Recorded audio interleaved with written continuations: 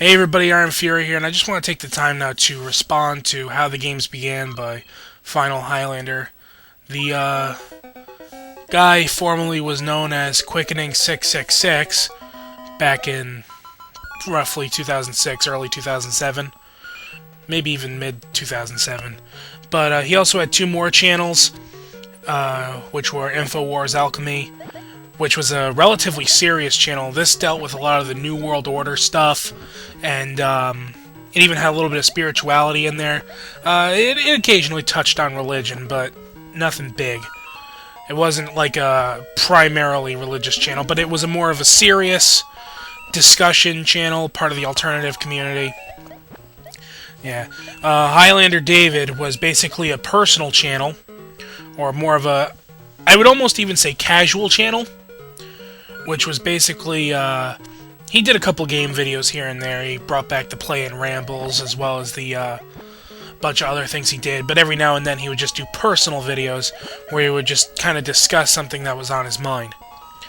And now he's the Final Highlander, and this is going to be his last channel if he decides to leave YouTube, or if this channel gets closed. That's it, he's done.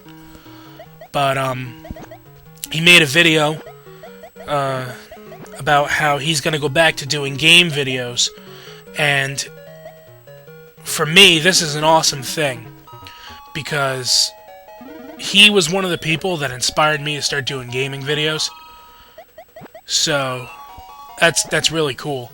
And I'm going to kind of explain how I found the channel and all that kind of stuff, but basically it was around either mid to late 2006 or early 2007, I can't really remember, but I used to look up game reviews of games that I've owned as a kid, and one of the games I looked up was a game called Hook for the Sega Genesis, based on the movie starring Robin Williams.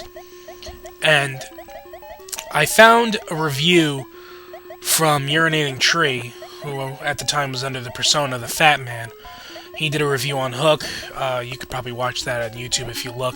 Even though Urinating Tree is no longer with us on YouTube, you could find the archive channel somewhere if you look hard enough.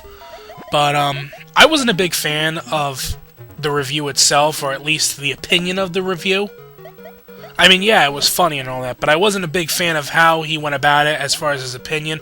A lot of things he got wrong, and either that or he just didn't know everything about the game and just kind of reviewed it. Like, it seemed like he only played it once.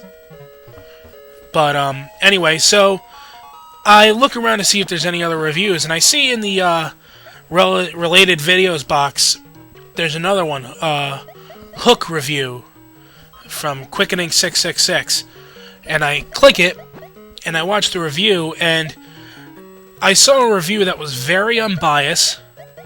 It didn't have any profanity, oddly enough. The guy wasn't screaming off the top of his lungs. It was just a straightforward review. And you didn't see that very often back in around that time period. I mean, there were a few guys who were doing straightforward reviews, but the thing to do then, and kind of still is now, was basically just to yell and scream and rant about how a game sucks, even if it doesn't. But, that was a great review, and so I kept my eye on him. And I watched a couple of other videos that he did, and I believe this was around the time he was starting the Golden Axe trilogy and the Streets of Rage trilogy simultaneously. He was doing reviews of all three games. I believe it was just around that time period. But, I basically subscribed to him after that, because I thought he had good content. And, basically, he then told us how he got his reviews done, and I thought to myself, you know, I could really do that too. And roughly around 2008, I decided I'm going to start doing video game videos for YouTube. So I took my time and started doing my own videos. Then I find out that the Quickening 666 channel is gone. This was roughly around, I believe, right after my third episode of Fun with Cheats, or sometime near that time period. The account was, I believe, suspended, if not closed entirely. I don't remember exactly, but, yeah. So then he had the InfoWars Alchemy channel, which I never really knew about. Like, well, I knew about it, but I never really paid attention to it. I then found out about his other channel, the Highlander David channel, which he actually PM'd me about. And so I subscribed, sent the friend request, and all that good stuff. And he had a series called The Play and Ramble, which was part of the Quickening 666 channel, but he brought it back for the Highlander David channel, which he wasn't even too sure about doing. And I gotta say, that was also an inspiration for me to do my first Let's Play on Kirby's Adventure, although I based the format around Chugga Conroy's Let's Plays. I basically got the idea to play through a whole game from him. I thought that was cool, that people just play through a whole game and just narrate through. He was the first person I really watched that did that. But, yeah. I'm kind of rambling now. But, then the Highlander David channel got closed, and then he created the TheFinalHighlander channel. And, he was still doing a lot of the personal videos and the, alternative community videos. And some of the stuff he said I didn't necessarily disagree with, but I stayed throughout all 4 accounts. Because there was a comfort zone. That's just like, I've been subscribed to this guy for a long time, and it was just like a comfort zone that there was.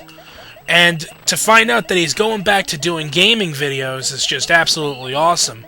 Because, this is the guy I basically followed, if you will, and started doing gaming videos from. And then I met a couple other cool guys along the way who do gaming videos and stuff that I kind of take, pointers from and all that.